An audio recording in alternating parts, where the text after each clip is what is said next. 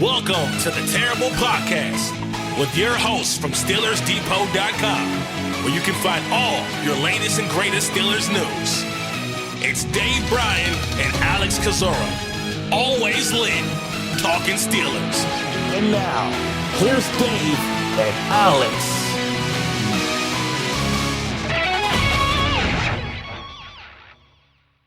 Welcome to the Terrible Podcast, Season 16, Episode 34. He's Dave Bryan. I'm Alex Kozora, SteelersDepot.com. Thanks for being back with us this Wednesday, Steelers Nation, as we get ready for the return of Steelers football. They'll be at practice on Wednesday, had the bonus day Monday. Officially, first injury report comes out later today. Game against Cleveland at Acrisure Stadium, 1 p.m. Eastern Time on Sunday. Dave, how you doing? Yeah, happy Wednesday to you.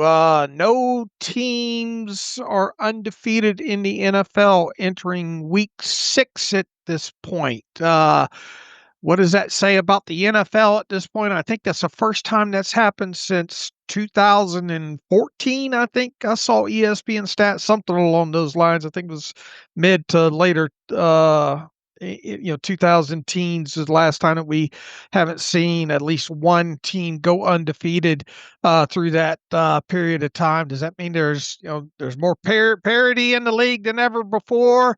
I'll tell you this: the Steelers are sitting at the number 3 seed. If you're into tracking such stuff at this point of the season, and I think if the season ended today, they would host the Denver Broncos in an AFC wild card game. And I guess the other thing that was on my mind at the start of the show is, what'd you think about the end of that Jacksonville Jaguars Chiefs game the other night? Yeah, it was a crazy ending. Congrats to Jacksonville, Trevor Lawrence. Just like they drew it up, just go have your center trip you and fall and lay on the ground. It reminded me, and I had a reader make the comment as to, a Peyton Manning playing possum against the Steelers in that playoff game way back when. Now that was a different situation. Manning just ducked it, and that was, everyone knows the play there. But yeah, crazy play there for Trevor Lawrence, and what a game that was. And the Chiefs are in fact mortal. Yeah. Well, what do you think about the shape of the NFL right now? I mean, you've got, especially when it comes to the AFC, 7 teams 500 or over 500 at this point, and the rest of the teams, what would that make? 9 teams under 500 at this point. And in the NFC, it looks like you got 9 teams that are over 500, and the rest in that conference are under or 500 or better or worse. Sure, the AFC looks like the worst conference right now, but it's there for the taking for Pittsburgh. If they can go out there and win these next 2 games, one on Sunday, one on next Thursday, to be 5-1 heading into that mini bye. The rest of the AFC doesn't get its butt in gear. There are lanes open for Pittsburgh to capture the division, to have a high seed, to host a home playoff game. So long ways to go. Clearly, no one's handing out T-shirts and hats right now, but you like the layout of the AFC. It's certainly benefiting Pittsburgh. Yeah, I think you hit on a good point that it kind of got lost in all this. Obviously, the Steelers had an early bye week this year, week 5. And then we all know how important these next 2 games are against division teams in the Browns and the Bengals. And obviously you have to go on the short week after playing the Browns and go to Cincinnati and play them on Thursday night. But then after that, the thing that I wanted to point to is you do sort of kind of get a mini bye, if you will, to prepare for the Packers coming off of 2 divisional games and a game that's also at home as well. And obviously everybody knows, prime time Sunday night and all like that. So it's throwbacks. They're wearing the throwbacks that night. Yeah. So an interesting little quirk there that, if you can get the job done, and the attrition on the injury aspect of it, you never know how that's going to go. But if you can take care of business and get out of these next 2 games healthy, you do get a little bit of extra time to prepare for the Green Bay Packers. Sure. So a lot in front of Pittsburgh that can be favorable, but only if Pittsburgh makes it so. Dave, the landscape of these games upcoming are going to be a little bit different looking. It was a busy day of trades in the AFC North yesterday, though not involving Pittsburgh. Before we talk about that, we'll discuss Flacco and the Ravens deal later in the show. Let's talk about what moves Pittsburgh is making, not nearly anything as dramatic, but a couple of moves to note. The team signing running back / returner Raheem Blackshear. That move was made official recently, first reported on Monday, I believe it was. Blackshear, formerly of the Carolina Panthers. He also spent time with the Tennessee Titans this summer. While he's listed as a running back, and you may wonder why a running back, Jaylen Warren's getting healthy. You have Gainwell and Johnson and Sermon and Lou Nichols. The return aspect is primarily what Blackshear is being brought in for. He's done kicks, he's returned punts. He's been relatively competent in both facets. And with Calvin Austin, although his status is uncertain, he has not been ruled out for this Browns game. Pittsburgh at least wanting depth and options should Austin be unable to go. And that's to the practice squad, right? Yeah, I'm sorry, I should have mentioned that was to the practice squad, correct. All right, so we'll wait and see what that potentially means come, I guess, Saturday to see if there's any elevations involved there. And I think the overarching thought is that Jaylen Warren hopefully will be back this week. And the team, does this mean that Trey Sermon won't be elevated and potentially Blackshear will? That's obviously a possibility, specifically if you don't have Calvin Austin this week, which kind of reading the tea leaves, if you will, and that's dangerous to do. But it doesn't feel like the team's going to have Calvin Austin this week, so it'll be we'll have to wait and see what happens on Saturday. Sermon only has one elevation left, and while Scotty Miller has been the de facto backup punt returner, he has all of one career punt return in the NFL, so less of a resume there. He's done it in training camp and gone through drills, but Blackshear has more NFL and Sunday game day experience. So again, we'll see, but that's notable. The team also making a corresponding move to get Blackshear onto the practice squad. They released veteran inside linebacker Juwan Bentley, the thumper, former New England Patriot, 3-time captain, signed last month. Initially brought on presumably to try to offer an edge to the Steelers defense when the run defense was really struggling. He was ultimately never elevated, never took a snap in a Steelers uniform. Pittsburgh's inside linebackers have been healthy and have been stepping up. Peyton Wilson, Patrick Queen, Cole Holcomb's role has expanded. We'll see if Bentley circles back that plane ride out of Pittsburgh, because Pittsburgh just lost linebacker John Radigan to the Las Vegas Raiders. So the second player in I think as many weeks to have to be poached from Pittsburgh's practice squad to another team. Radigan appeared in, I believe, 2 games this year as a special teamer, playing a handful of snaps, formerly of the Seattle Seahawks. I don't know if he was there when Pete Carroll was there. I don't know if those timelines align or not, but if so, there'd be a connection going to Carroll's Raiders. Now, Bentley's not the special teamer that Radigan is, so we'll see how they fill that spot. But either way, Radigan off to your neck of the woods, Dave. Yeah, and that's the same Raiders team that had their fill of Jermaine Pratt already and cut him. So that's why they had a hole there. It's not unusual to see poaching from practice squads the later that you get on into the season, but the fact that this might be the earliest, I think, that the Steelers have had 2 poached off to their practice squad before week 6 of the season. So and then, obviously Castro was the other one a couple of weeks ago prior to the I guess prior to the bye week there. But some moving and shaking going on. It'll be, I suppose they technically still have one practice squad spot open now at this point, and they still got that open spot on the 53-man active roster too. And that's become the free space on the Steelers Depot Terrible Podcast bingo card, the free spot on the 53. So we'll see whenever they decide to fill it. And yes, Radigan and Carroll were working together in Seattle, so I'm sure that background helped bring him to Las Vegas. All right, and he'll obviously have to stay on their paid 53-man roster for at least 3 games. Dave, Mike Tomlin holding his Tuesday press conference, giving an injury update. I would say it was good news overall in a lot of regards. The likelihood of getting back some players who have missed time. Joey Porter Jr. with his hamstring injury, Alex Highsmith with his high ankle sprain, Jaylen Warren with his knee injury, all likely expected to play. Porter and Highsmith spoke to reporters Monday and flatly said they expect to play. I don't believe Warren has spoken, but Tomlin likes and is encouraged by where those guys are at out of the bye. So not a big surprise there. That's really been the expectation. Those guys would return, but there's certainly big boosts overall.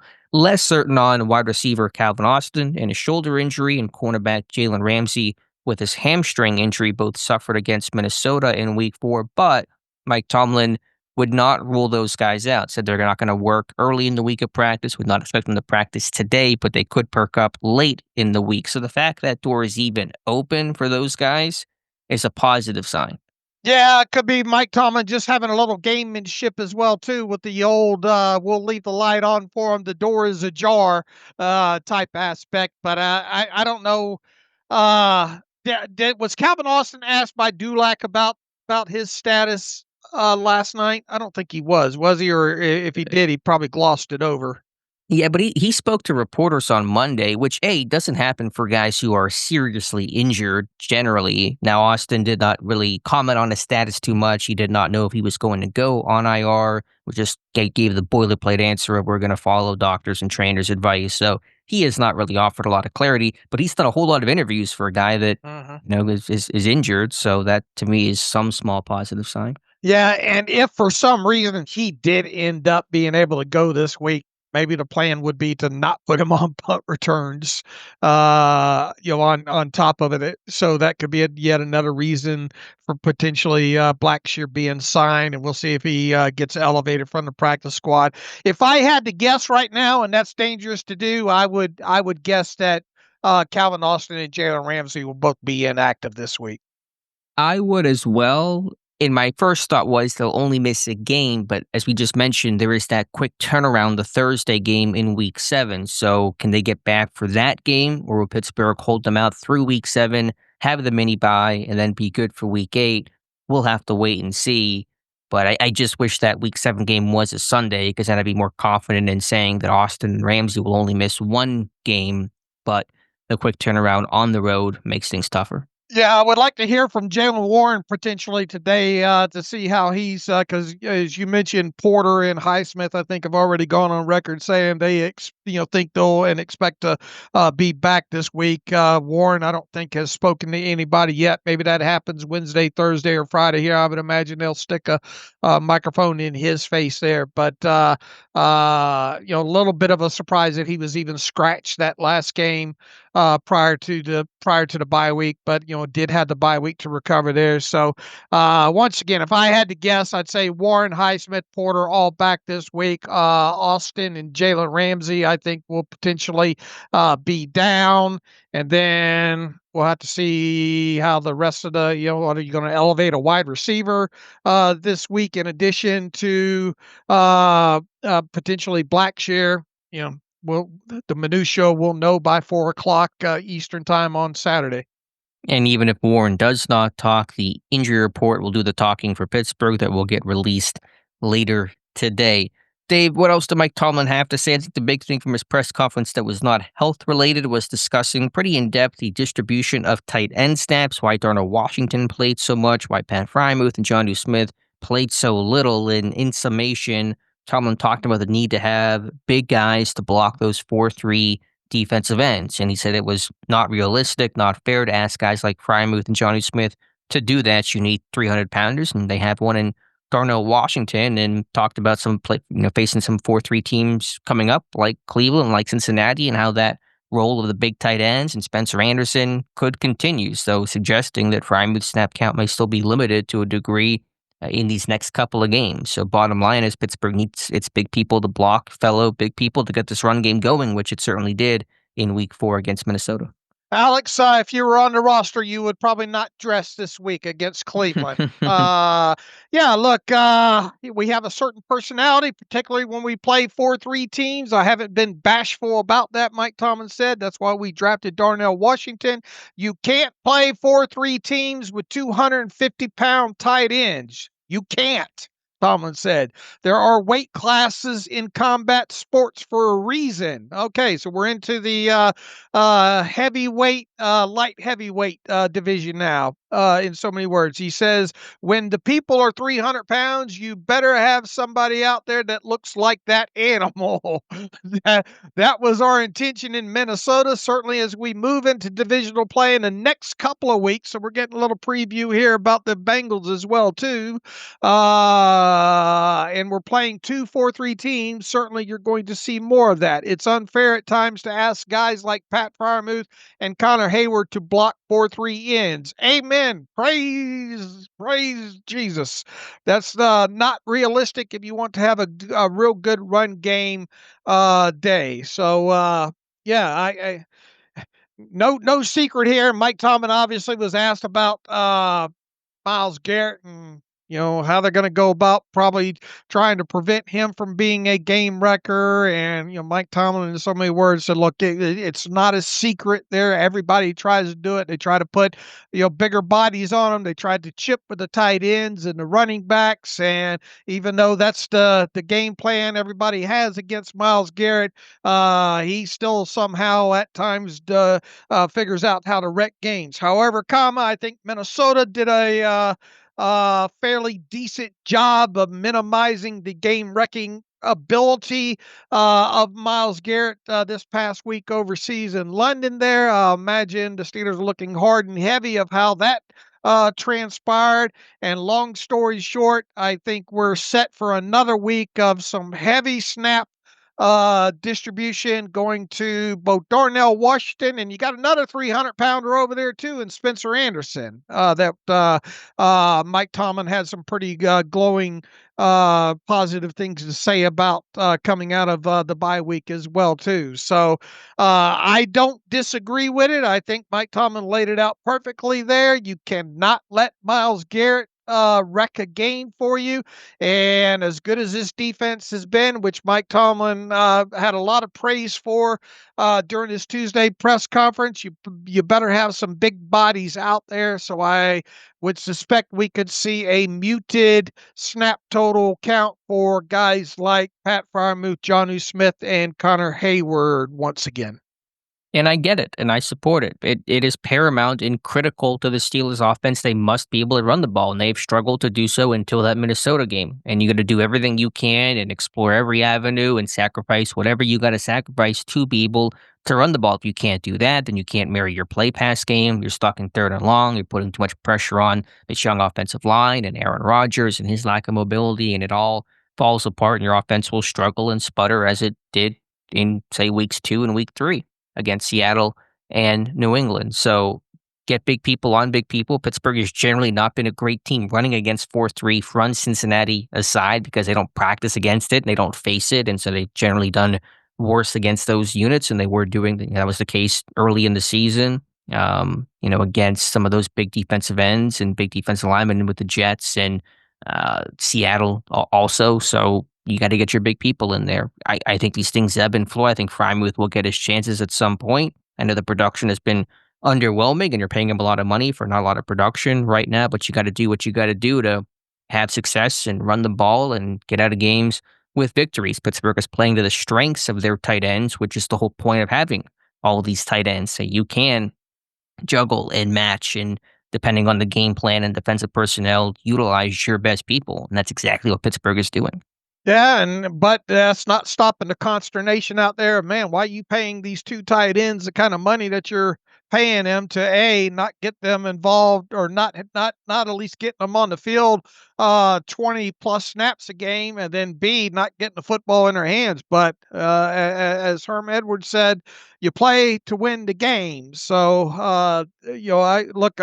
I'm interested to see how they're able to move the football specifically on the ground against this Browns defense, because the better you can run the ball, the less that you have to pass the ball, and the less that you have Aaron Rodgers having to drop back in true pass sets against a guy like Myles Garrett. The less he has the ability to wreck a game, and he's going to be a guy that flips sides. And they've got some other good pass rushers over there as well too. They got a good middle linebacker, but it's not going to be a secret, I don't think, to Cleveland either, what the Steelers are going to try to attempt to do from an offensive perspective. It's all about execution within this, and I'd like to see them be able to build more on having heavier packages out there with Darnell Washington and Spencer Anderson, and see if they can be able to run this football at this defense.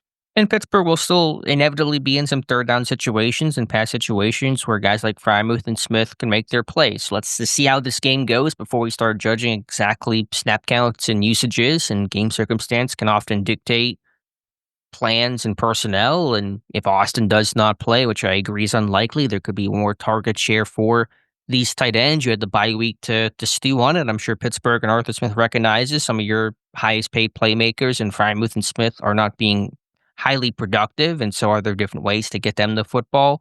And I think it's also just good that Smith and Frymouth are selfless people. I think that's been proven. They're not going to be divas or cancers or headaches or distractions, and they're willing to put their hand in the pile, which is good whenever those guys aren't getting a lot of looks and a lot of snaps right now. Could we haven't seen a lot of 13 personnel out of this offense yet. Is this the week to maybe, especially if Austin is down? And look, we'll get into more about what Mike Tomlin said about, what the snap distribution might be for guys like Roman Wilson and Scotty Miller, if indeed Calvin Austin's unable to play. But might this be a good week to maybe utilize either Pat Freiermuth or Jonnu Smith, or both, or potentially both throughout the game, of maybe having the highest 13 personnel counting, and I'm including in that Spencer Anderson technically as a tight end. So you'd have out there Darnell, you'd have out there Spencer Anderson, and then probably one of either Jonnu Smith or Pat Freiermuth as far as your personnel grouping. Yeah, that makes sense. I'm still working through the Browns tape. I started with their offense the other night, but the Browns have a good secondary. They have good cornerbacks with Ward and company, so you may want to focus on testing their linebackers and some of their bigger people more so than testing their coverage guys, especially without Calvin Austin. So it's a solid idea. All right. So I think that's one thing that I'm looking forward to track throughout the game here is we know we're going to see 12 personnel in this, but how much 13 will we actually see? And then how much 11, or who will be that number 2 receiver in those 12 personnel sets? And Mike Tomlin, if Calvin Austin can't play, talked about, quote, the elevation of roles of guys like Roman Wilson and Scotty Miller, for example. I'm excited about watching those guys work and maybe get some elevated participation. Wilson and Miller have one combined catch this year that came in garbage time. Wilson catching a 7-yard pass against Seattle. Did not mention Ben Skoranek, but Skoranek, he's a receiver, but he's also, he's dirtbag Skoranek. He's out there for big personnel and blocking, and he can certainly still run some routes and caught the opening touchdown this year, but there's a different probably usage and goal in mind with Skoranek as there is with Wilson and Miller. So if Austin does miss, we'll see how much 11 personnel gets used and the tight end snaps, but Wilson and Miller are the first names out of Tomlin's mouth in explaining how Austin could get replaced. Look, judging by this, it looks like the Steelers have run 24 plays out of 13 personnel. Their EPA per rush, not great at negative 0.27. Do you have Tom Meade's offensive charting for the season pulled up? Or I can pull it up here in a couple minutes, sure. What I'm looking for is out of those 13 personnel plays, how many of those were runs with both Washington and Spencer Anderson on the field in 13? With Spencer Anderson on the field as well? Yeah, Spencer and Darnell out of 13 personnel. How many run plays have they run? I would have this open, but Windows updated for me, and yeah, no good there, Dave, I guess. Six plays, 6 runs with Anderson and Washington on the field together, all coming against Minnesota. In 13? In 13, yes. All right. What was the production there? Looks like out of the 6 runs, they averaged 4 yards per carry, and it looks like 4 of the 6 were successful. The 2 that weren't was that 4th and goal run, Gainwell left side, and 3rd and 1 at the very end of that Minnesota game where they decided to punt on 4th and a half a yard. Okay. All right. So not bad overall when you look at those guys particularly. So That might be something to watch here with the 13 personnel package. Seeing a little bit more heavier usage this time with Anderson and Washington on the field. And what's the best way to neutralize Myles Garrett and that Browns pass rush? Run the ball, take the air out of the football, stay on schedule, stay out of 3rd and long. That's a good way to start. I agree. Who do you think will get more snaps or more involvement between those two receivers, Wilson and Miller? Similar style, similar builds. The young guy, Wilson, 2nd year, Miller, the veteran. Who might have the edge, or will it be split down the middle? Oh, that's a great question. Or does it matter? It may not even really matter. Yeah, I'm not envisioning either one of those guys having a high target. I think they'll be lucky to have 2 apiece or something like that potentially in this game, unless you're trailing or something. Man, Aaron Rodgers sure talked glowingly about Scotty Miller and about his smartness and playmaking ability, and Roman's still trying to find his way and gain the trust of the coaching staff. Arthur Smith obviously knows a lot more about Scotty Miller than he does Roman Wilson. So I would just off of that kind of evidence, if you will, alone, I would think that Scotty Miller has the potential of making more of an impact of the two. Wilson has outsnapped Miller, at least I believe he has this year, but I had said in the preseason there was going to be one Scotty Miller type of game where he would pop up with 5 catches and make a couple big plays, and his speed is real. So I tend to agree with you there that Miller may have some more chances. Now, I think, look, you need to try to obviously get Skoranek in on certain situations, and both Miller and Roman Wilson onto the field. But as far as impact, specifically maybe in the passing game, look, they've rolled Scotty Miller out there before in 13 personnel groupings, right? Sure, there's that yin and yang between the big people versus the speedster. Sure. Right. So I don't think that's out of the question to see as well too. But once again, I think we'll see an increase in 13. We'll obviously see a lot of 12 personnel in this. And as far as guys not named, assuming Calvin Austin sits, if I were to pick which one might have the more impact in the passing game, I would choose Scotty Miller.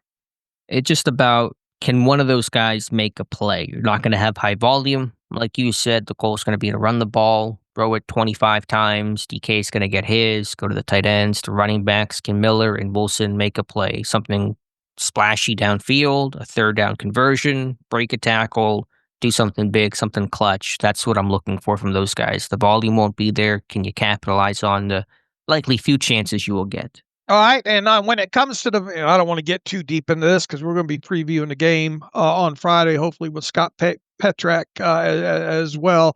I'm not, I'm just cracking open the little bit more Browns tape by the day here, specifically the game against Minnesota that featured Dylan Gabriel and all making his first start and all. But as far as the passing game goes, I think through the first several games for the Browns defensively, when it comes to them, they play a lot of middle of the field closed with either cover 1 man or cover 3 type situations. Are they going to stick to that, or will they switch it up a little bit and play more cover 2? But the big thing here is, a lot of the speculation will be, could this potentially be the game where Aaron Rodgers maybe tries to air it out a little bit more as far as throwing the football down the field?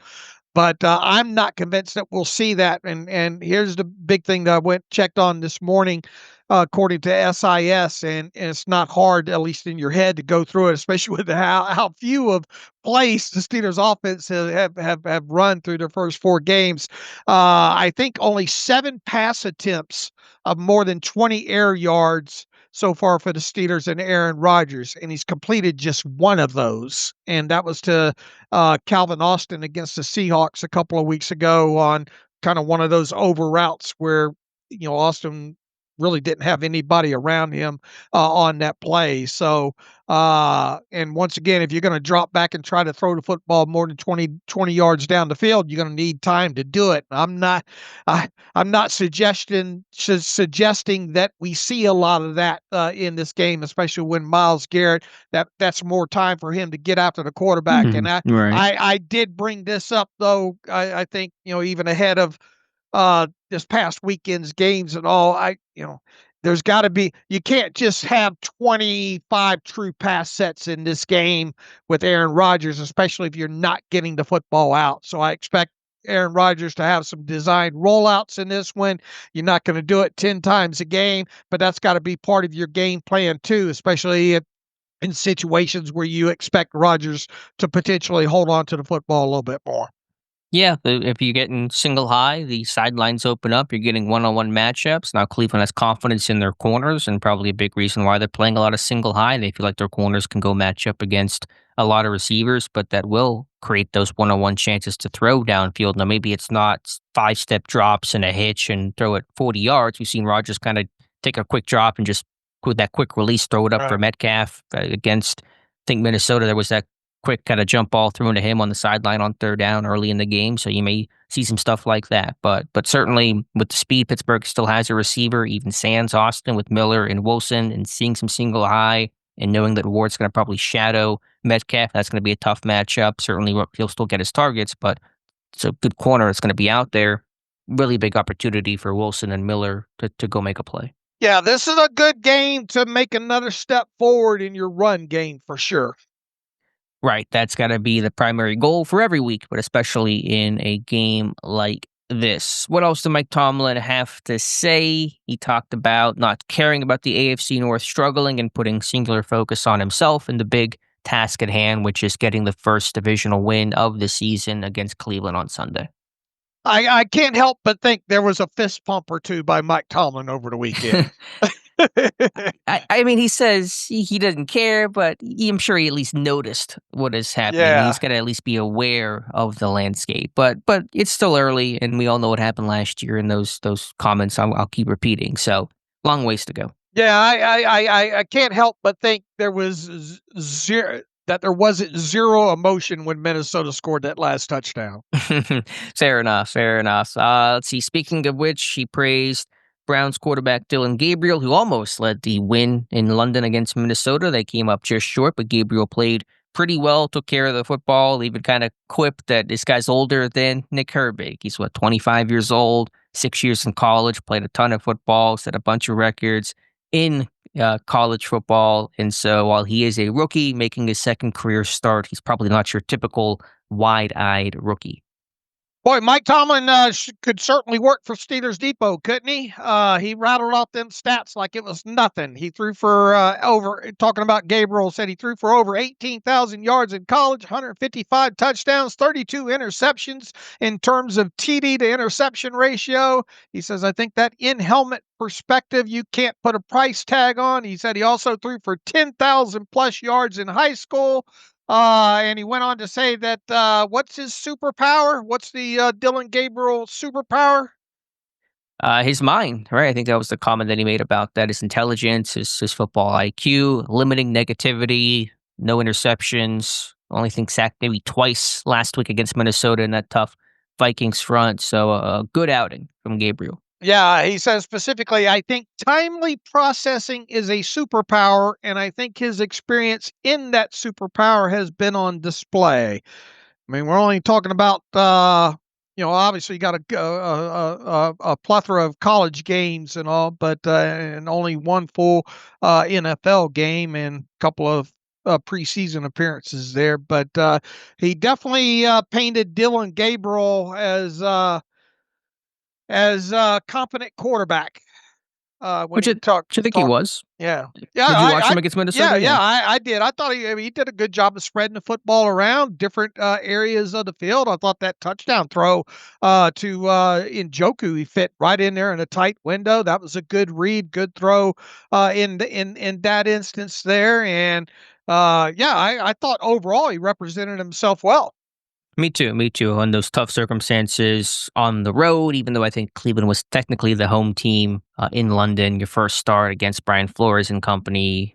Yeah, nice job by Gabriel. We'll talk about that more on Friday's show. I would tell my defensive lineman, and it's obviously an onus every week, but when you got a shorter quarterback like that, get those hands up if you can't get to the quarterback. And, I think you got a potential of get one of those balls to either be batted down, tipped, or even go up in the air for potential interception. So that's I would imagine, as it is every week, that if you can't get home, get those Cam Hayward arms up in the air. Get those Derek Harmon arms up in the air, and maybe you can impact a play.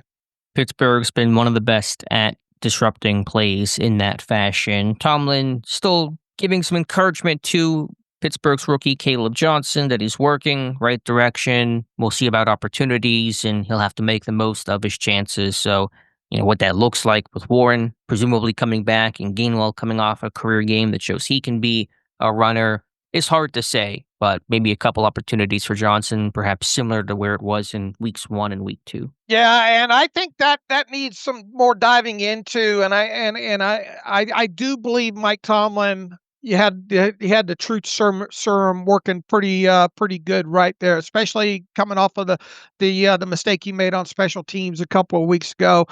This all boils down to he's still got a younger kid overall, and an underclassman, I guess, if you will, when it comes to that. He says, I think he's going to continue to get better with opportunity. He doesn't have control over those when those opportunities occur. So when he gets them, he better make the most of them. I love the way that he's working, blah, blah, blah. As I mentioned, we've got 13 straight games ahead of us. I'm sure he's going to get more opportunities to let his talent show. More importantly, to develop talent and experience. He's a third-year junior. I don't view that as a negative. I love to be part of people's growth and development, but at the same time, I don't get amnesia. I don't like that in the spring and then hate that in the fall, meaning certain aspects of him being a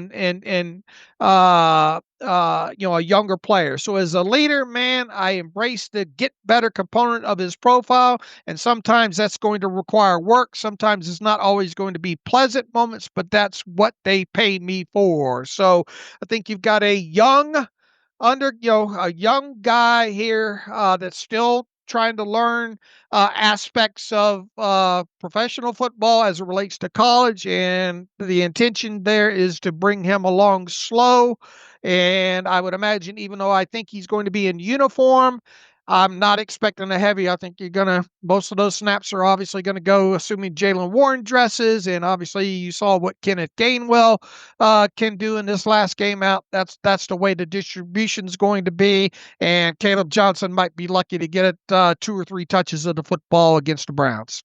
That seems accurate. You never know how a game goes. One injury in game can change things. I just think it was good for Johnson to get increased work against Minnesota, to get your first touches post Seattle gaff and go into the bye feeling probably better about yourself than you were a couple weeks ago. That's good for his psyche, his mentality, those first steps towards building some trust from the coaching staff, some proof of what he can do, a 9-yard run, had a couple decent carries, some very small steps, but those are steps in the right direction, and we'll see if those can continue. Yeah, I think they just want to build his confidence up or back up one step at a time. But I did, like I said, coming out of the game where I even predicted he might be inactive that first game after the Seattle game there. The good news is that they dressed him, and he's had a few positives happen to him, specifically on the offensive side of football, since that happened. So I would imagine they're going to continue, probably not as fast as people want to see, especially when you got a 3rd-round draft pick involved and all. But I still think this is a long-term situation with him, where they want to bring him along slowly and potentially at some point later on in the season see his snap count and touch count increase, and then potentially him become maybe the lead dog next season. But does this highlight the reality of the NFL, that if you're a backup, your chances can be few and far between, but they also can come at a moment's notice, where one injury vaults you into position to make a play. And so can you capitalize on those moments? That's what the NFL is largely about for a lot of these guys to make their name is, can you step in and step up? Remember back to James Harrison way back when Joey Porter got kicked out of a game before kickoff against Cleveland. That's how James Harrison earns his first career start. So you go from backup, I'm going to play special teams, I'm going to play 10 snaps on defense, to, oh man, I'm now the guy 8 minutes before this ball's kicked off, and he comes in. I think had a sack that game, and the rest is history. Those are the kind of stories the NFL has for backups, and those are the type of moments that Johnson and Roman Wilson and company will have to meet whenever their name is called upon. Yeah, remember several years ago with Jalen Samuels, that game against New England, where he was asked to step up, and I think we were seeing Mike Tomlin made it clear with guys like Roman Wilson and Caleb now that at some point these guys are going to be asked to get in there and make some plays, and if they're able, they need to take advantage of those opportunities when they get them. Now, will that be this Sunday? Will it be Thursday night? Will it be later on in the season? At some point, those guys are going to be in situations where they're asked to make plays, and we'll see if they're able to do so. Anything else from Mike Tomlin during his Tuesday presser, Dave? The big play component on both sides of the football. Mike Tomlin, mostly on the defensive side of football, says these things are mostly self-inflicted wounds, or what was the other word that he used? Or other phrase he used within there. Oh, I also thought the Broderick Jones comment was interesting as well, too. He was asked about, you talked about getting help from Myles Garrett. What do you do from a coaching perspective with Broderick Jones, maybe just sort of mentally? Do you challenge him? How do you talk to a guy facing that matchup for the first time? He says, I don't know if it requires conversation. I think Broderick is not a dummy. I think he realizes who he's working with this week, and he's a competitor and a professional. I haven't spent any time thinking about how I'm going to talk to or motivate Broderick this week. That all sounds fine and good as a quote out of Mike Tomlin and all, but as we saw some of the behind the scenes in the Hard Knocks and all like that, he's chirping at some of these guys. Yeah, I mean, I'm sure there'll be some conversations behind the scenes, like you said, but we all know the matchup at hand. It's no secret of, hey, Broderick, you have one of the top pass rushers in the NFL in this modern era to face this week. I think Jones is going to be well aware of that fact. So I'm more interested in the plan and the execution of slowing down Garrett than I am the midweek discussion about, hey, you have a tough matchup this week. I think that was Tomlin's point. Right. What was it about the big plays again? Yeah, he says oftentimes big plays are self-inflicted wounds, and particularly some of the ones that we've given up, and it can occur from a myriad of things: lack of cohesion due to newness, or lack of player availability and losing some communication skills because of those things, or it could just be failure. But oftentimes when you see highlight reels of big plays, oftentimes it's defensive negligence, and certainly at times that's been the case with us. So not only did Tomlin set a record for saying the word oftentimes in a couple of sentences, he gives the broad answer about why some of those plays happen. Basically, a lot of popcorn and a lot of the defense struggling, which we know there was communication issues early in the year, the Yankee concepts, the coverage bust on the Addison big play. I think with the health of this team increasing, getting guys back like Deshaun Elliott, even though Ramsey may miss Sunday's game, I think the secondary, it's not giving up the big plays, not a chief concern for me when it comes to this defense. Well, what he's saying is it's us, not them. There, but I mean, look, there's things when you look at this team in totality here, and I hit on this, and it's a hot button for me. You want to see this team, if there's areas that you want to see this team improve on in both sides of the football, it's explosive plays. The Steelers have got to limit more of these explosive plays on the defensive side, and we need to see them start racking up, it feels like, a few more on the offensive side of football. And look, you're still probably not going to have the full defensive unit out there the way you envisioned it at the start of the season there, specifically if Jalen Ramsey, who Mike Tomlin went out of his way saying before the season started what a big piece of that defensive unit Ramsey is. And then now even though you're getting Joey, it feels like you're going to get Joey Porter Jr. back, it's still going to kind of limit you at things that you envisioned yourself running at this time of the season if you had all of your guys in that secondary. Yeah, I mean, it'll limit some, but you still have three strong corners, not facing a murderer's row at receivers. I think the flexibility that Ramsey gave you is going to impact things a little bit. His ability to, and he had been playing safety on base downs and, inside and outside. And so you're going to now have, I assume, Elliott, and we'll see what the other safety is opposite. I think Clark's been playing more on the rundowns and Thornhill more on the pass downs. We'll see how that split gets divvied up, assuming that Ramsey misses. But, you got a good secondary. Getting Elliott back was big. I thought Tomlin did a great job to highlight the value of Elliott, not just as a communicator, as a veteran back there, but just the literal playmaking that he had, the sack that he had, the interception, obviously off the tip pass by Derek Carman. And it's no coincidence Pittsburgh's run defense really tightened up in the game that Deshaun Elliott returns. Yeah, absolutely. I think that was basically it for Tomlin. Anything else that he mentioned, Dave? He knows who Quishon Judkins is, doesn't he? And that's one thing that's definitely stuck out to me the other day when watching that game against Minnesota. There is, and look, with a rookie quarterback making his second start, they're once again going to rely heavily on that run game. So the Steelers' run defense definitely has to be up to the task this week. And when it comes to the passing game, I would give, being that his superpower is processing, I would give him a lot to process this week. And I think Mike Tomlin, so many words, was asked about the rotation and snap distribution with Alex Highsmith potentially being back. Everybody thinking that, throw Herbig out there more. But I think the way Alex Highsmith looks this week from a conditioning standpoint, well, obviously, Mike Tomlin hinted on that, play a big factor in that.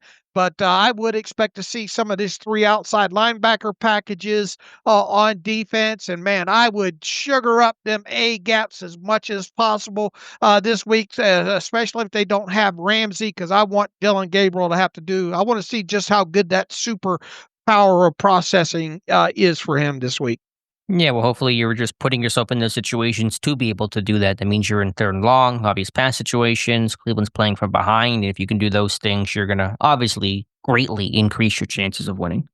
All right. Outside of that, I think we beat up this presser pretty good. Almost 30 minutes for Tomlin this week, and that's a long press conference for Mike Tomlin. Off the bye, no less, not even coming off a game. Some loose ends from around the NFL yesterday. One semi-directly involving the Steelers, but sort of not. Odell Beckham Jr., the veteran wide receiver, remains a free agent, was on the Pivot podcast hosted by former Steeler Ryan Clark and Fred Taylor and Shannon Crowder, and just kind of gave a little call out. He says it wasn't a pitch, but it sounded like a pitch to NFL teams, including the Steelers, to sign him. He mentioned a couple other teams as well, but noted the Calvin Austin injury, so Beckham very acutely aware of what's happening around the NFL. Now, at the same time, that interview, he announced he would be suspended for the next 6 games due to, I think, violation of the performance-enhancing drugs violation. I think that the policy that he violated there. So either way, he's out the next 6 games. That suspension was officially handed down yesterday. So I don't think teams, including Pittsburgh, will be calling Odell Beckham Jr. Yeah, no time in the near future. And I was asked by Dave Weekly about this yesterday on my weekly spot with him on Tuesday. And I can't see it, barring a bunch of injuries happening at the wide receiver position. And obviously you got to get through his suspension and all like that. I kind of find it hard to imagine that Odell Beckham will be in this team's plans, barring numerous injuries at the wide receiver position. It's great that he thinks that he wants to play for these handful of teams, but this is a guy that obviously hasn't played in quite a while now on the back end of his career. I imagine some team might be in a situation later on in the season to sign him. I'll be mighty surprised if it winds up being the Steelers. Yeah, I don't think that's going to happen. So some more interesting news yesterday, Dave. Busy day for trades, which just don't always happen on October 7th, but the AFC North getting involved. The very rare intra-division quarterback trade, Joe Flacco, who Pittsburgh was going to potentially see as the Browns' backup this Sunday, now going to Cincinnati to be, I assume, their starting quarterback for that Week 7 game against the Pittsburgh Steelers. So Flacco, his third AFC North team, of course, a former Raven, and then a Brown, and now a Bengal. So what a story that is and was. Yeah, he's one Pittsburgh Steelers stone away from having the Infinity And I hope he never collects it. Yeah, here's hoping he never gets it there. Look, we said hey, I was both right and wrong here. We both agreed that Cincinnati probably had to do something at the quarterback position. And we talked about, with Russell Wilson and all like that. I didn't think it would be Flacco just for the sheer fact that it would have required an intra-division trade. And I believe that's the first in-season, right? Trade of the Browns and the Bengals for a player in at least in the Super Bowl era here. So I definitely understand why the Bengals did this. You get a guy that's almost like a wallpaper quarterback, a guy that can come in real quick and fit in any organization. A guy that's obviously played a lot. He knows the AFC North, if you will. He also the Bengals play the Packers this week, and Joe Flacco and the Browns just recently took the Packers down a couple of weeks ago. So I'm getting that dude ready as quick as I can to play the Packers if we're being totally honest, because Jake Browning just isn't the answer there.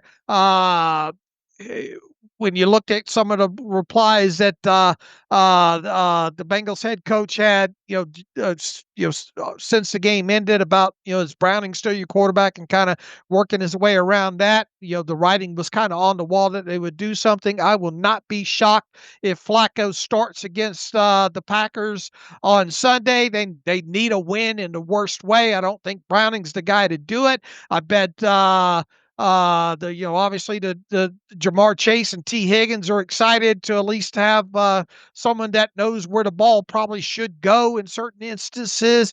By having Flacco there, it will be tough to get him up to speed. And look, that Bengals offensive line is not great, but that'll be another element that they have to overcome there. And then fast forwarding this to the week after there, I fully expect whether or not Flacco starts against the Packers this week, I fully expect Flacco to be the starting quarterback against the Steelers in Week 7 there. And these are a couple of important games. The Bengals have got to get on track here. If they lose to the Packers and then lose to the Steelers in Week 7, it's not going to matter at this. I don't think it's going to matter much at that point moving forward for them. But as far as it being interdivision as well too, the Bengals have already the Browns and Bengals have already played once. They don't meet again until the last week of the season, I don't think. And at that point, either one of those teams would be ecstatic for that game to mean anything. Right. At that point. So I think this was the old swapping of the 6 for the 5th there. I wouldn't have predicted it would happen, just because it would have, it's just something teams don't normally do interdivision here, but it makes sense for both teams. Shadur Sanders now, I think a byproduct of this is now he becomes the backup to Dylan Gabriel. If there's any kind of positive, I think, to take from this, maybe if you're a Steelers fan, is you don't have the wisdom of Joe Flacco in that quarterback room with 2 rookie quarterbacks having to prepare for the Pittsburgh Steelers this week. So not much of a positive takeaway over there when it comes to this week specifically. But we all kind of wondered, and I put this out on Twitter yesterday ahead of the press conference happening, was I wanted to get Mike Tomlin's response on, is this a game that you tell your defense to not knock Dylan Gabriel out because of the whole comments that he made about Richardson and the Colts and all like that. And maybe Mike Tomlin knew this was coming. I don't know, but now Joe Flacco, you don't have to worry about potentially knocking Dylan Gabriel out of the game this Sunday in fear of Joe Flacco might enter it. So, but you do have to worry now about Joe Flacco potentially in Week 7. But if you knock out Dylan Gabriel, then you're facing Shadur Sanders for his first NFL snaps, and all the NFL attention will go to that no matter what happens there. But I'm with you, Dave. Certainly surprising not only the division aspect of it, but also it's a 40-year-old quarterback who was just benched for a rookie, and Flacco has really played poorly this season. I was watching him on tape in the week 4 game, I think it was, his last start, whatever it was, and he was just locked in on his first read, making some really bad decisions. So why did the Bengals make this trade? It's probably because they had no other choice. As you said, they had to make a trade now. I mean, I said to them when they should, they had to do something today. And so ideally, maybe they would have wanted and rather preferred Russell Wilson or some other quarterback. But if they can't make that deal happen today, it's the early onset of the week, then you got to go find somebody that can get in that building ASAP to try to salvage your season. Flacco still has a big arm. You throw the ball vertically for Higgins and Jamar Chase. And as you said, while he's got a tight timeline and tight turnaround, he just played the Packers. He's a veteran quarterback, can get up to speed pretty quickly. I would expect him to start against the Packers on Sunday, and then, of course, against the Steelers on Thursday. And look, yeah, Joe Flacco technically got the start and the win against the Packers a few weeks ago, but Joe Flacco's not the reason they won that game. No, but just from a prep standpoint, Right. aware of the opponent you're facing, while you also integrate yourself Sure. into the Bengals playbook is helpful. Look, I mean, you could do worse, I guess, at this. I mean, based on what was out there and what the compensation might be and all like that. At the very least, you got a veteran quarterback here, a guy that, once again, I like to call him wallpaper at this point. He could come in any room around the NFL, probably pick up the basics really, really quick. Look, it's not hard. High diddle, what he's been doing in Cleveland, send Judkins up the middle, and I would imagine they're going to try to get Chase Brown going in the running game there with Cincinnati this week, and then trying to get the football where it needs to go to guys like Higgins and Jamar Chase as much as possible. But this is a guy also that sustained 2 sacks against the Packers, was 21 of 36 for just 142, did not throw any TDs, and had an interception in that game. And the Browns were also 4 of 13 on third down against the Packers in that game. So he is a game manager, and they needed to do something to upgrade from Jake Browning. Yeah, no question. Browning was untenable to start going forward, and the Bengals obviously felt that. One minor piece of Steelers news, the Colts are signing former Bengals linebacker Jermaine Pratt, who you mentioned earlier was released, that brought in Radigan. So Pittsburgh will see the Colts later this season, and assuming Pratt is still on roster, we'll face the Steelers as well. All right, I'm not so worried about that because Pratt's definitely they got him out of Las Vegas in a hurry, didn't they? Well, it sounds like he was playing pretty well over there. It sounds like maybe whatever issue there was that led to his release was not talent or on-field related. It may have been something off-field. I don't know all the details, but the report was he was doing well in coverage, and there was some surprise. The Raiders cut ties with him. Yeah, something happened. I'll tell you that. Something happened. Something happened in Baltimore too. They made the rare player-for-player, starter in-season trade, sending edge rusher Odafe Oweh to the Los Angeles Chargers for Gilman, a safety. So the Ravens getting some defensive back help while trading one of their edge rushers. Oweh had been productive last year, 10 sacks, really athletic, one of those freaks out of Penn State that they seemingly produce every single season, but now he'll go to the Chargers, and so Pittsburgh will see Oweh once this year as opposed to twice this year when Pittsburgh and the Chargers play in Week 10, and so the Ravens making a defensive swap.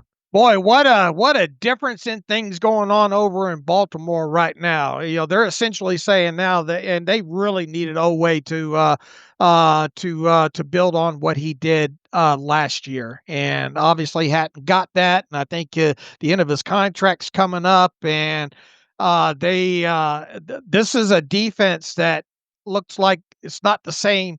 They've got guys in the back end, obviously, but they're banged up. Marlon Humphrey, Kyle Hamilton banged up. I think even Awuze's been banged up. They're having problems getting Jair Alexander healthy for a number of games. Kyle Van Noy. Shocker on Alexander being injured. Yeah, Kyle Van Noy's been a little banged up. Roquan Smith in the middle banged up there. They obviously lost their defensive tackle for the season just recently as well too. And look, the reason this defense, it just goes to show you, man, you can have all the good coverage guys that you want. I think Nate Wiggins is played pretty good overall. Malachi Starks, we don't really have a handle on who he is yet, but it seems like he's going to be a player if they can keep him upright and healthy there. But they don't have the pass rush there, and that's been the bugaboo with them. And Kyle Van Noy, even though he's last couple of years seem to be living off the fountain of youth, if you will. That Father Time is undefeated. Finally seems to catch up with him. Mike Green, they're still trying to figure out what he can do on the defensive side. So, long story short, I was a bit surprised to see them make this trade overall, just because of what Owe did last season, but he's obviously not off to a good start this season. For them to cut bait like that, really was a bit surprising. Yeah, it was. I think contract year, the report was they tried some contract talks. This offseason, it wasn't working, so maybe we saw writing on the wall there. And sorry if my phone made the background noise of that comment. I got to remember to include phone calls in my do not disturb part of my cell phone there. I didn't even hear it. I was rambling. All right, well, then forget I said anything. But yeah, surprising trade there, but getting some secondary help. So I think we're going to see a lot. I mean, Adam Schefter predicted, I think, about a dozen or so trades that will happen before the Week 9 deadline. We've already seen 2 of them yesterday. We're going to see probably more aggression overall. Will Pittsburgh partake? We had the receiver discussion on Monday's show. We'll see about that. If Austin's injury is short-term, and it appears to be generally short-term, I think probably by Week 8 at the latest he'll come back for, is my read on things as we sit here today, Dave, that Pittsburgh then will not go acquire a receiver. But you talk, you listen, you never know what happens down the road, what opportunities open up, what injuries occur. So we'll keep waiting and watching. I'm not saying, I'm just saying, and I'm not saying it's the right move, but we've talked about this name several times, even dating back to the offseason here. And hopefully whatever the personal situation is going on with Alan Lazard with the New York Football Jets right now isn't something serious and all like that. But it did kind of stick out to me that Alan Lazard did not make the trip with the Jets over. Oh, by the way, we're seeing these teams leave early in the week to go overseas, so there's no rule. The Steelers had a choice to go over to Ireland when they went over to Ireland. First and foremost, that's something that's kind of got brushed. We kind of figured that might be the case, but you see, the Broncos are already over there. The Jets left early to get over there and all like that. So the NFL don't have any rules about competitive balance or whatnot when teams go. The Steelers just made a choice to go over when they did there. So let's get that can of worms open and out of the way there. Thank goodness the Steelers went over there and took care of business and did what they needed to do against the Vikings over in Ireland. Where was I? Oh, Lazard.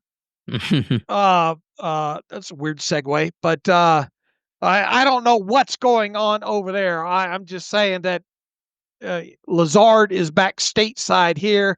I don't think if the Steelers were going to make a move and trade for him this week, it feels like we would know it by right now with Wednesday practice getting underway here. So I don't think something's going to happen today. And if it didn't happen today, you would think it's not going to happen this week. But it's easy to connect the dots from Alan Lazard to Aaron Rodgers. Those two are very good friends. Those two have played in multiple stops now in Green Bay and the Jets. The Steelers obviously have a banged up wide receiver in Calvin Austin.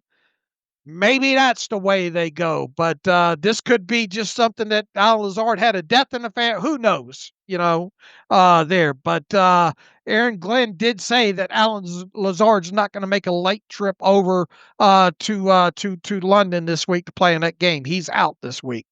Right, so we don't know all the details there, but we'll keep an eye on it. We know Pittsburgh's already attempted to sign one of Aaron Rodgers' former teammates early in the season, Marquez Valdes-Scantling. They tried to get him to the practice squad. He went to San Fran instead. Of course, that was not a trade, but a signing that would have been for minimum money, but we already can see Pittsburgh exploring some of those ties. I don't know if that's going to happen in terms of Lazard. It's not going to happen anytime soon, I wouldn't think. Probably not on the short week next week either. So maybe in that mini buy or maybe right ahead of the deadline, like the Mike Williams deal last season. I'm so skeptical that it should happen, that it will happen, but we'll keep an eye on Lazard and others. Yeah, look, and people think that I throw this stuff out there like I'm advocating for it. I'm not advocating for Lazard to come to Pittsburgh. Well, do But you want Lazard on a personal level? Do you think that's a good thing for Pittsburgh? I mean, I'd much rather explore? go the route of the Raiders trade that we talked about. As far as guys that can be impactful, I would understand the connecting of the dots, but it's not like you're going to throw Alan Lazard out there, especially whenever Calvin Austin gets healthy and all like that. And I can't imagine that they would let Aaron Rodgers have that much say. And you got to get Alan Lazard on the field. And look, Alan Lazard, not that great of a special teams asset at this point of his career. On top of it, there, I mean, and we all saw what happened when this team went out and got Mike Williams last year and how much he ended up playing. He ended up, I mean, his one catch was very impactful. Was a big catch, but I mean, the moving train, yada yada. I'm not advocating for it unless this team has another injury or so to, a guy like Skoranek or Scotty Miller and all like that. And I can't imagine that the Steelers, even if they traded for him, it'd be a situation where you'd have heavy usage for him. Sure, but if you're trading for Jacoby Myers or Chris Olave, you're likely spending more to do that. So the balance between what you're willing to give up versus what you're able to get is always the thought process at the trade deadline. Here's a short question here. Could you see this team doing that? Yes, but I'm more skeptical of it than I think you are. Okay. All right. I'm in the same boat. I could see them doing it. I'm just a little bit more on the probability side of that it could happen. But I think you're higher than me because I think Omar Khan wants to preserve his draft picks, and he knows that Mike Williams made a very muted impact last year, and Lazard may do the same if Austin's going to come back and be the starter in a week or two, and there really wouldn't be a big role for these backup receivers who are not doing much on offense right now unless they're blocking like Skoranek. Look, if I'm trading for Lazard, I'm flipping a 7 for a 6 at most. Yeah, it wouldn't cost a lot to go acquire that guy on a Jets last season on, I think, an expiring contract. I'm sure he took a big pay cut. The money's cheap. It's not going to kill you, but I think in principle, Pittsburgh may not see the big need. They like the receiver room too. I think they really do genuinely like it. Even just the base form of it's a really selfless, cohesive, close-knit group, it seems like, and so they may not want to upset that apple cart. And look, it wouldn't be a need. It would only be a minimal needle mover, if that. Yeah, this is Mike Williams-ish 2.0. He's going to come in, probably catch 10 passes on the season, maybe make a play or two. That's kind of what you're banking on. Insurance and just the Rodgers factor, if he can hopefully come in and, get acclimated quicker than other guys because he knows Rodgers, he knows the system, the signals, and what Rodgers likes to do, and that helps speed up that process. All right.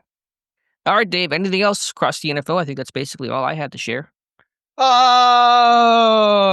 think we hit on most everything, didn't we? I believe so. So with that, Dave, let's get to some reader emails and close out today's show. All right, let me sort them out here, find my place here, which I'm having a hard time doing. There it is. And the email machine says, let's start here with Brent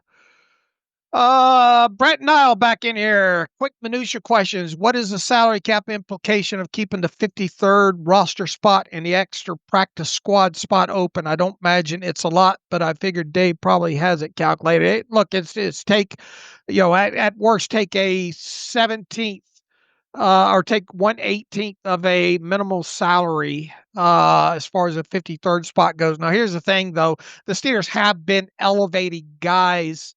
And they technically, I guess, technically it's been like a normal week because they've only had 53 guys even after an elevation for these last couple of games, right?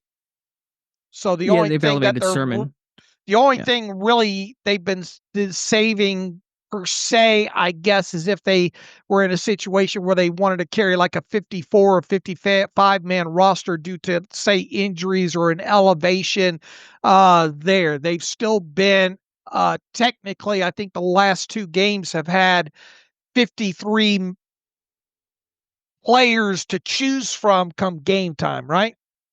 Right. They've had the open spot, but they've been elevating Sermon. But I guess in theory, if you had a full roster and then you elevated Sermon, you would have 54. And so you're saving a game check.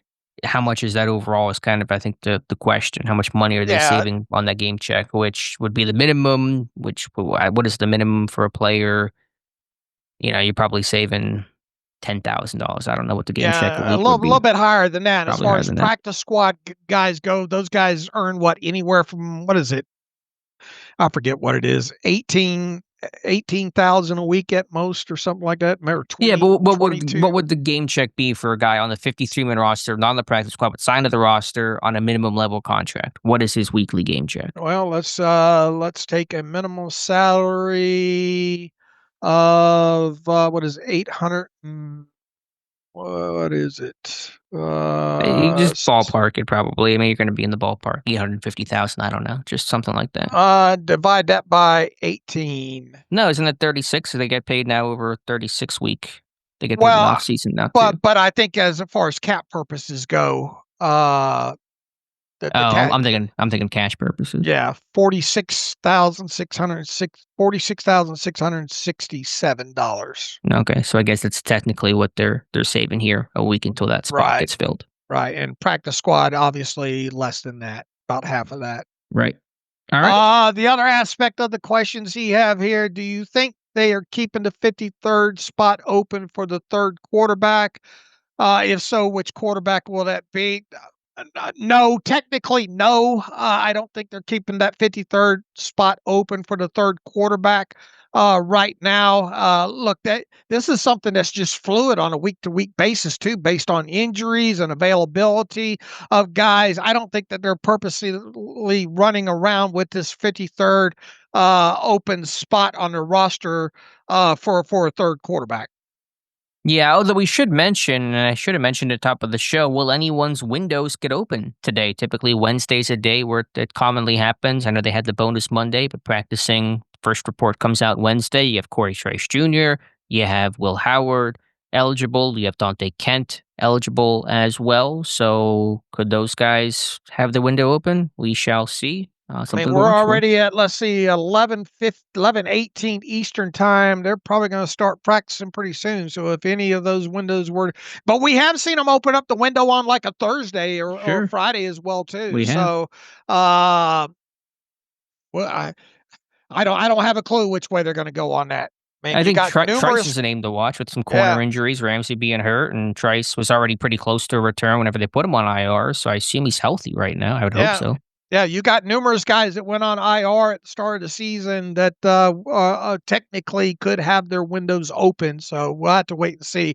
Third part of his question, there was a rumor about Kenny Pickett being on the trade block. If you were an opposing GM, who would you rather have, Kenny Pickett or Skylar Thompson?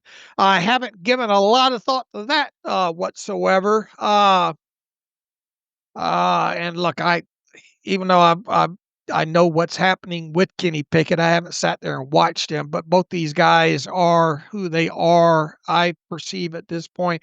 Who would you rather have at this point as a GM? Would you rather have Kenny Pickett or Skylar Thompson, Alex? I mean, it's pretty similar buckets. I think their number two quarterbacks is kind of their ceiling. Pickett maybe a little more so firmly established because he's played more. Obviously, you can't put a lot on either of the plates of those guys. I don't know. I guess Pickett. I mean, Pickett does a really good job taking care of the football. That's one thing that you can say about him. But obviously, we're talking backups here. Yeah, I'd probably go with the pedigree a little bit more and Pickett potentially if I was put in a situation, but hopefully I would not be put in such a situation there. All right, Bryce writes in, hey guys, finally time for some AFC North football against the Clowns. Can't wait till Sunday. Since Darnell Washington is such a weapon in the run game and there's been talk of him one day playing tackle, should the Steelers break out some of those tight end ineligible packages, allow 3 young athletic tackles to travel some in the formation and let Washington be the tackle in those ineligible formations, would allow them to get creative and get Freiermuth or Jonnu or both on the field along with the speedy wide receiver, could give defensive I guess what he's saying is, what is he saying here? I'm not really sure what he's asking or suggesting. He's saying to move Darnell Washington to tackle, then make him tackle eligible. I guess. I think you're a little bit too deep in the woods there, Bryce. I think the biggest thing that we hit on, here's something I was going to wait to throw this out till Friday. What's this about Spencer Anderson and his basketball AAU background and all? Well, I think Tom was kind of making a joke when he was responding to about Spencer Anderson. The question was, what about Anderson's skill sets making him a viable sixth offensive lineman? Tomlin tried to downplay it, big picture, and just kind of talked about Anderson being a good athlete. He talked about him being a tight end in high school. I think that's kind of parlayed himself into the AAU high school basketball comment. So I think it was kind of more just a joke of Anderson loves his glory days of being in high school playing basketball, and he would have gone pro if he wasn't in the NFL. I think that's kind of the vibe I was getting from Tomlin. All right. Were you tinfoil hatting this? Were you taking in typical Dave fashion? Yeah. You going to see a pass thrown to Spencer Anderson against the Browns this week? Maybe it's always a possibility. That'd be fun. Would that be crazy? I get your point. Especially if you throw out a lot of 13, right? Sure, yeah. As a wrinkle, teams are expecting to run the ball. They're expecting it. Tom's already put the call out. We're doing this more this week. We're going to go big people. So I get it. They've thrown to offensive linemen before. Alejandro Villanueva on a trick play. Arthur Smith has done it too. Arthur Smith has had a couple of his guys in Tennessee have caught touchdown passes. So I remember I predicted last year Fautani would catch a touchdown pass, and obviously that never came to be, in part because of the injury. So yeah, it's a worth in your back pocket, but it's a little more like you get in that situation where you're right, and goal second and goal, even maybe you try it, goal line. Yeah, and you got to be in that situation for it to happen. You could have that ready, and it just never comes about. So something to think about for sure. Was he tight end? He said he was tight end in high school, right? I think so. Wasn't he? That was a comment. He's apparently, according to Wikipedia, the cousin of basketball player Harry Giles, which I did not know. So, all right. I'm not saying. I'm just want you to file that away for Sunday, okay? Yeah. If it doesn't happen, you never said it. If it happens, we will remember those comments. I will let everybody remember it. All right. Good deal. Let's see. Bryce, look, I don't think you go anything that off the cuff there, and Darnell at tight end, and I mean I suppose you could, but I just think that you're more apt to see 13 personnel with Anderson and Darnell on the field. I think that's the thing to look for this week. Ian Bussot writes in, been glued to the podcast every Monday, Thursday, and Friday. I'm really enjoying it, he says. Well, thank you for that, Ian.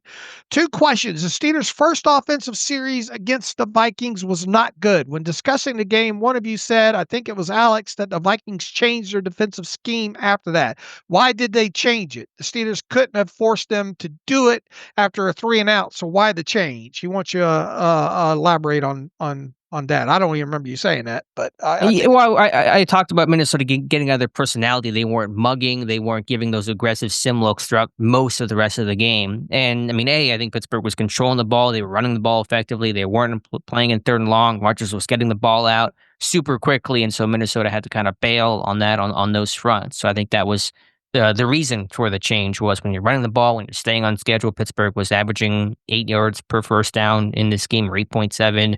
That doesn't really put them in the situations Minnesota wants opposing offenses to be in, where they're in 3rd and 8, and they have to really deal with all the chaos that Minnesota can create off of that.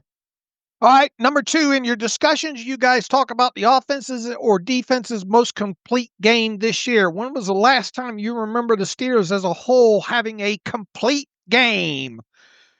Yeah, that's a good question. Off the top of my head, look, at no way, shape, or form in several years have we gone, you know what? The Steelers don't need film sessions on offense, defense, or special teams this week because of such a complete game that they played.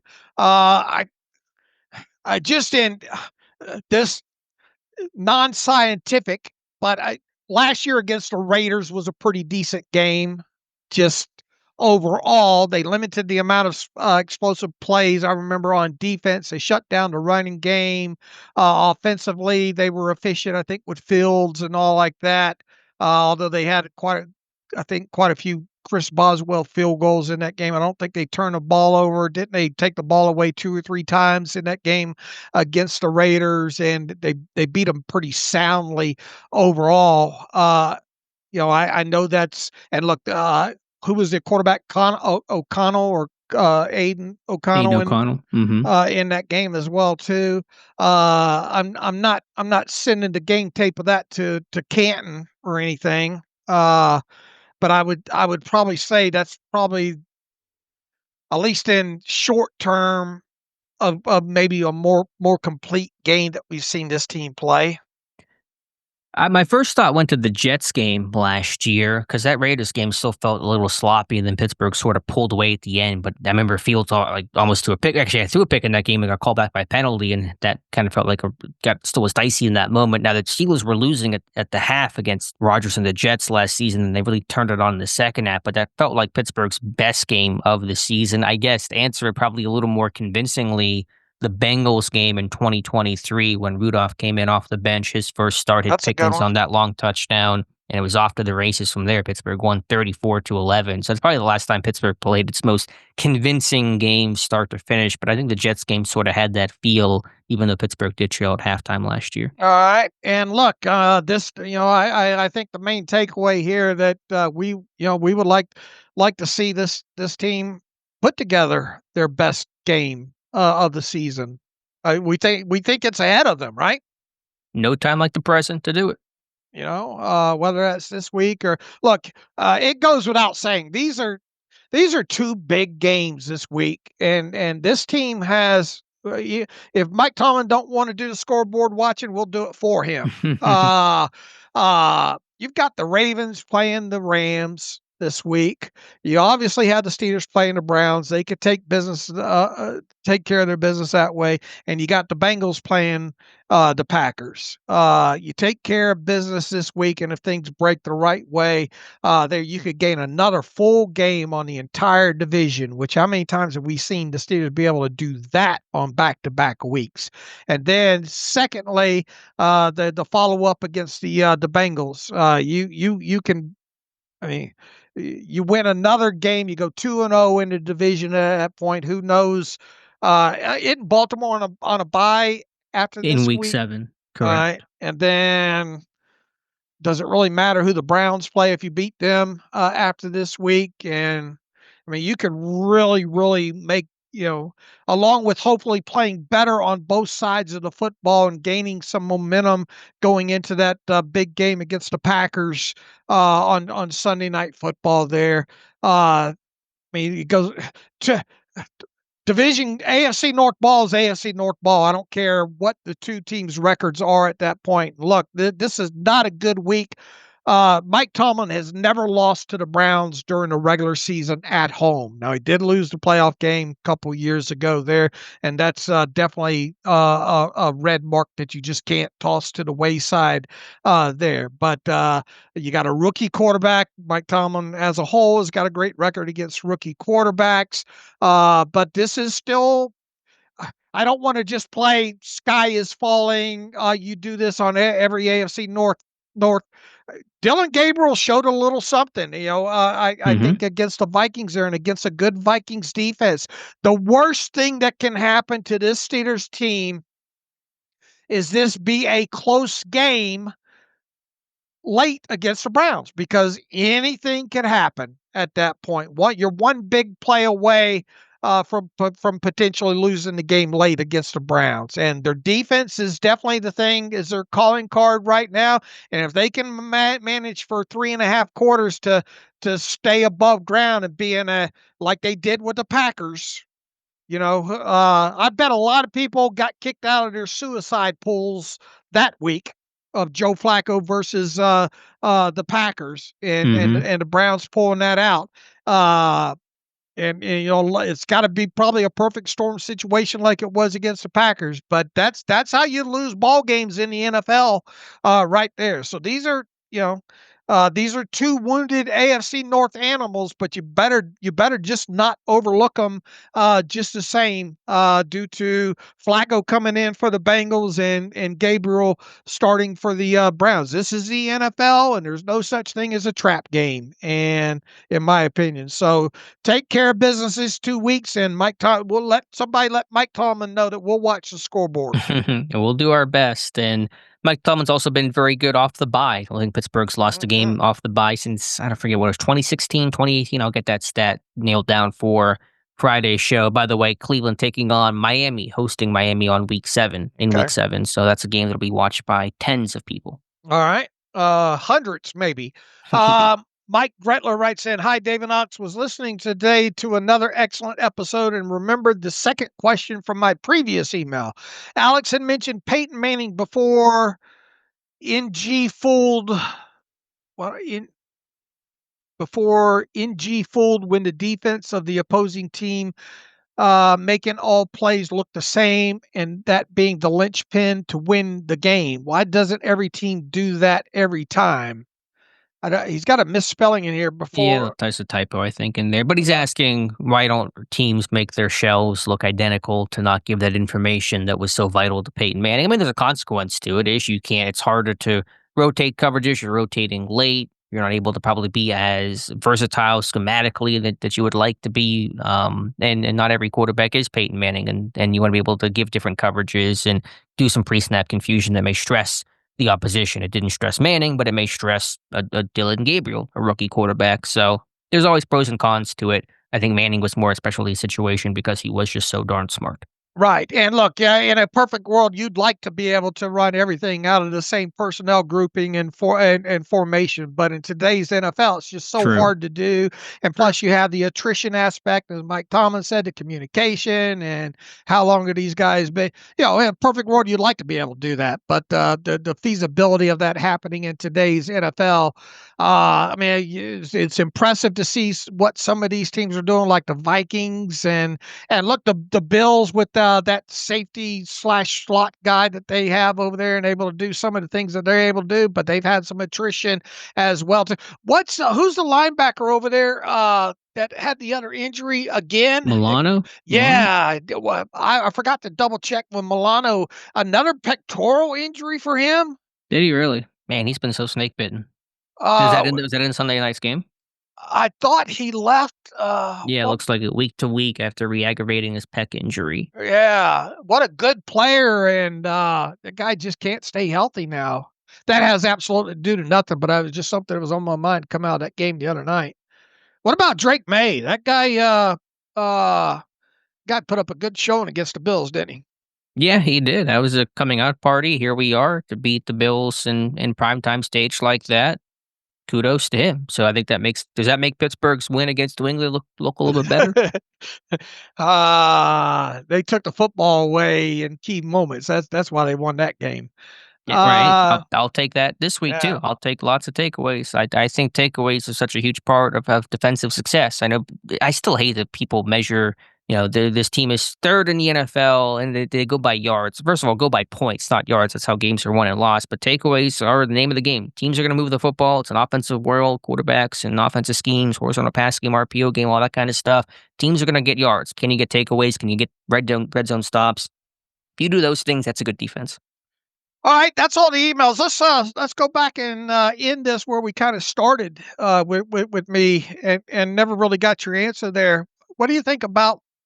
What about the 2025 NFL 5 weeks in right now? Is there more parity in this thing? I mean, the Chiefs aren't the normal Chiefs right now. The Eagles aren't the normal Eagles. You have Indianapolis doing things with Daniel Jones right now. You have the Jaguars back in the thick of things. The Chargers probably aren't the team a lot of people thought that the Chargers would be this year due to injuries. Baltimore's not running away and hiding like several of us thought might be the case. Don't even get me started on the NFC. The Packers lose to the Browns. I mean, Who's the juggernaut team right now? The Bills losing to the Patriots. The Bills losing a couple of games now this season. Yeah, there is no juggernaut. There is no clear favorite or even a tier one of a couple teams that are obviously above others. And so I think in that sense there is parity. I think the NFL always has good parity in the middle each year, but I would say you're not seeing those teams that are so dominant at the top like maybe there had been in past seasons. I mean, you even look at the NFC, Philadelphia. I mean, hard to be a underperforming 4-1 team, but a lot of people have met that. Detroit looks like they're going to be in this thing. Tampa Bay, boy, Mayfield's playing some damn good ball right now, and San Francisco getting back up quarterback play with all those injuries that they've had, I think speaks for something. But I mean, is there a juggernaut team right now? What was your preseason Super Bowl prediction? I think Bills and Packers. Would that change as we sit here today? Probably not. Okay. That's reasonable. I expect that to stay. I think both teams are still among the contenders this season. The Packers certainly look good. What were yours? 49ers and the Ravens. Mine's looking less strong over here. The 49ers are persevering, but I feel like the Super Bowl contenders, not really, and the Ravens, obviously not. So I think I have some heavy edits to make on my prediction. All right, what are we talking about on Friday for these folks? We're hopefully talking to Scott Petrak, who covers the Browns. We'll talk to him, get his inside information on this youth movement in Cleveland. Of course, preview that game, injury reports, any transactions, whatever the coordinators and players have to say. So our standard show as we get back into the season off the bye. Oh, Dave Weekly wanted to let you know that he really enjoyed that Corliss Waitman post. Oh, the record one. Yeah, tell the people nice. about that real quick. Yeah, it's a little premature, but I just get giddy about this stat because I've been watching this darn stat for 5+ years now.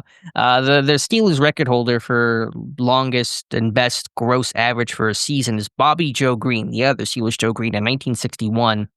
And Corliss Waitman currently is ahead of that record by about 1.5 yards. Now we'll see if that number holds. The weather gets worse and leg fatigue, all that kind of stuff. But Pittsburgh's record for punting average dates back to 1961. The only team that has a longer streak in terms of holding that record is Washington with Sammy Baugh, who had the NFL record until just a couple years ago when Ryan Stonehouse broke it. So it's really interesting in a golden age of specialists and kickers and legs getting stronger and everyone getting more precise that Pittsburgh's punting record still stands from 64 years ago, whatever the math is, and we'll see if Waitman can finally break that and hold the record his own by the end of 2025. All right, I'll ask you what Dave Weekly asked me. What are the chances of Waitman doing it? Pretty good. I mean, it's not a super high bar. I mean, in modern NFL, at least Joe Green's record was, let me make sure I'm getting the right number here, 47.0 yards on the dot. 1961, Waitman's at, I think, 48 and change right now. So we'll see. I know certainly kicking in Pittsburgh in December can get dicey, but I think he's got a good chance. All right, way to go, nerd. That's me. I'm dying for the stat to be broken because I want to be able to say it's finally been broken. So, because literally every other NFL team besides Washington and Pittsburgh, that record holder has happened since 2008 or later. Usually gets broken every couple of years now because punters are just getting so good and the legs are getting so strong. And Pittsburgh's record incredibly has stood for 60 years, which is just the most fun stat I can think of. All right, the NFL TV coverage map is out and up on the site for those that track that stuff. We put it out. Looks like kind of split country-wise. If you're more on the East Coast, you're going to see the Steelers in Cleveland on CBS with Ian Eagle and J.J. Watt and Evan Washburn calling that game. If you're out west or not, map's kind of split here, but it kind of runs up the middle there. The rest of the country, most of them is going to see the Chargers in Miami play. And if you're in Florida, unless you're in my old neck of the woods, and even in my old neck of the woods in lower Alabama there, you're going to be forced to watch New England and New Orleans there. The rest of Florida gets Chargers and Miami. So That's a long way of saying go look at the map on SteelersDepot.com if you're interested to see where CBS is showing the Steelers-Browns game. All right, Alex, we'll be back on Friday. I already got a email back from Scott Petrak saying he plans on joining us to preview Steelers versus Browns. We will do our weekly kind of look at the game, and we'll go through all of our picks for Week 6, cover the injury report and what all the coordinators and players have to say. So in the meantime, you can follow me on Twitter /X at Steelers Depot. Follow Alex at Alex_Kozora. Follow the show at Terrible Podcast. Email the show, theterriblepodcast@gmail.com. Like to hear from some of you different people out there. We appreciate the emails for like Bryce and Brett Nile and a lot of the regulars and all, but let's get some new names in this email machine as well too. theterriblepodcast@gmail.com. If you like what we do and want to donate, SteelersDepot.com, hit the donate button. Also, if you like an ad-free version of the site, SteelersDepot.com, hit the ad-free button, follow the directions, pay, get the username and password, and then hit the login button, use your username and password to take advantage of the ad-free version of SteelersDepot.com. So until Friday, as always, thanks for listening to the Terrible Podcast with Dave and Alex.